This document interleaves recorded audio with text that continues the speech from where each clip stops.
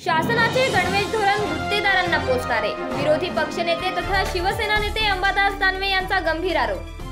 राज्यात शाळा सुरू होत आहेत। सामान्य कुटुंबातील 48 लाख विद्यार्थ्यांना दीड महिना गणवेश मिळणार नाही।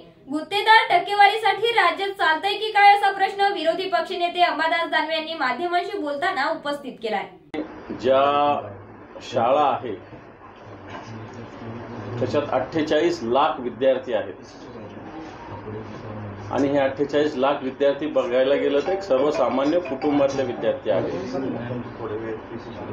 राज्याच्या शिक्षण विभागानं गणवेश देण्याविषयीचं जे धरसोड वृत्तीचं धोरण,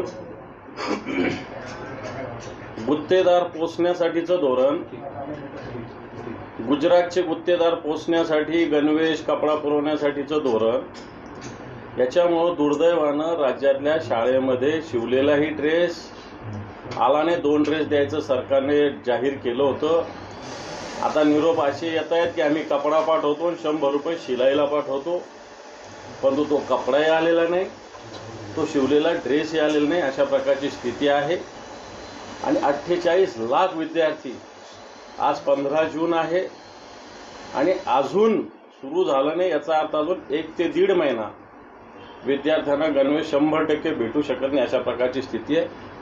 सगळ्याच बाबतीत राज्याची अशी स्थिती आहे। गुत्तेदारांसाठी राज्य चालतं की काय, टक्केवारीसाठी राज्य चालतं की काय, अशा प्रकारची स्थिती या सगळ्या संदर्भात निर्माण झालेली आहे। मला वाटतं शिक्षण विभागाकडे किंवा सर्वसामान्य लोकांकडे कशा पद्धतीनं दुर्लक्ष केलं जातं त्याचं एक जिवंत उदाहरण म्हणजे गणवेश विद्यार्थ्यांना आज न देणं। अशा प्रकारचा खरं तर गणवेश मे मध्येच तयार व्हायला पाहिजे, परंतु आजही तयार झाले नाही। बँकांच्या संदर्भात आम्ही परवा जन आंदोलन या संभाजीनगर जिल्ह्यामध्ये केलं।